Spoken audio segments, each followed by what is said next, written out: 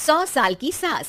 अरे मम्मी जी, थोड़ा उम्र के हिसाब से काम किया करो। कहीं कुछ हो गया तो लोग बोलेंगे बहू ने बूढ़ी सास का ध्यान नहीं रखा। बहू, तुम भी थोड़ा कम और धीरे बोला करो। कहीं चिल्लाते हुए कभी कुछ हो गया तो वही लोग बोलेंगे 100 साल की सास भली चंगी बैठी है और बहू बेचारी चलती बनी। वैसे मम्मी जी, दादी बिल्कुल ठीक बोल रही हैं। हैं? क्या ठीक बोल रही है? वो जो कुछ भी बोले वो सास है, पर तुम क्यों बोल रही हो? बहू होकर सास से जुबान लड़ाओगी क्या? ऐसा बोलते हुए निर्मला को धसका उठ जाता है। कहा था ना मत चिल्ला, तुझे बिना सास और बहू से जुबान लड़ाए बिना शांति नहीं मिलती। अरे माँ, दादी की बात सुन लिया करो, तुम्हारे भले के लिए बोलती है ना। अरे कोई भला नहीं, इन्हें बस मुझे परेशान और शो ऑफ करने का शौक है। हाँ। चल झूठी। इस परिवार में 3 पीढ़ी की औरतें रहती है, जिनका हर समय कोई ना कोई अलग ड्रामा चलता ही रहता है, जिससे और किसी का पता नहीं, लेकिन सूरज बहुत परेशान रहता है।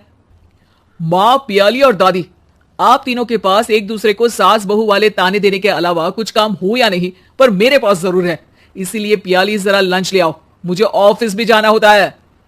इस पर पियाली सूरज को लंच देती है और वो ऑफिस चला जाता है, जिसके बाद तीनों एक बार फिर अपनी बातों या कह लो कि नोक-झोंक में लग जाती हैं। इसी में दिन बीत जाता है।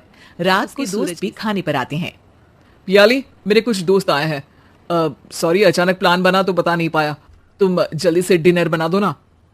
अरे वाह रे आलसी माँ की आलसी बेटी, पहले बिना बताए दोस्तों को घर ले आओ, फिर बोलो जल्दी से डिनर बना दो। इतनी जल्दी है तो खुद बना लो। अरे माता, सब बाद में दिखा देना, अभी खाना बना दो ना प्लीज। ऐसा बोल के सूरज दोस्तों के पास जाकर बैठ जाता है और पियाली डिनर की टेंशन में अपनी सास के पास पहुंच जाती है, जो अपने कमरे में आराम कर रही होती है।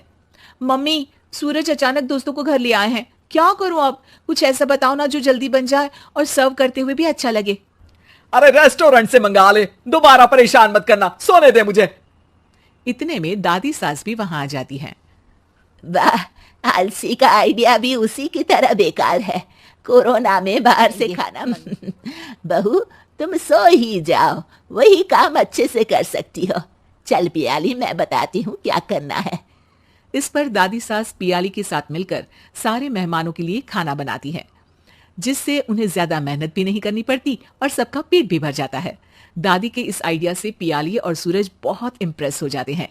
दादी, क्या यही खाना आपकी इस उम्र में इतना एक्टिव रहने और एंडलेस लाइफ का राज है? वैसे दादी ने आज तक राज किसी को बताया नहीं। इन्होंने ससुर तभी तो वो ऊपर पहुंच गए और ये अभी तक यही है।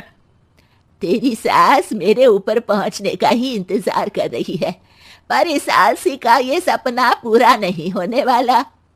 क्यों जी, अमर होने का वरदान लेकर आई हो क्या? अमर का पता नहीं, पर लगता है तुझसे लंबा जरूर जी लूंगी।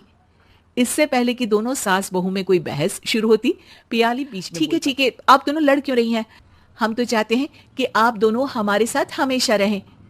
पियाली की बातों पर दोनों शांत हो जाते हैं और उनकी लाइफ पहले जैसे चलने लगती है।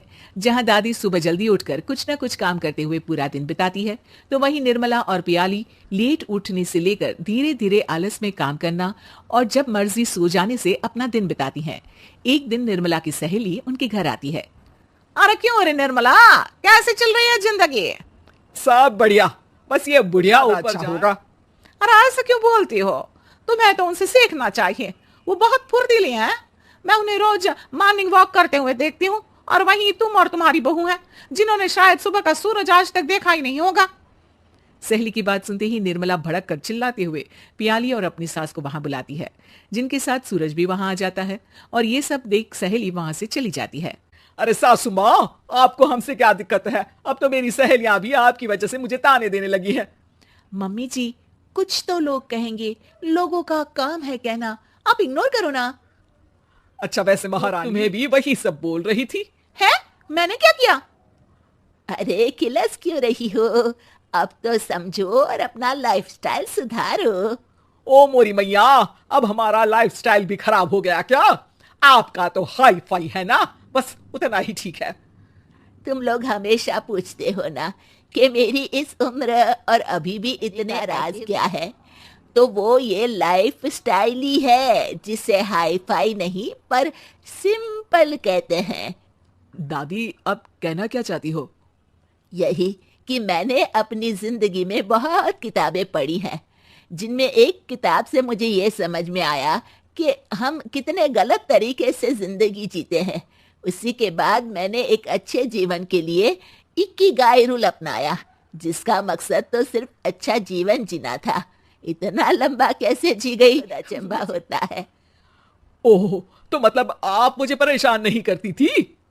वो तो आप करती हैं। वैसे ये इकिगाई क्या है?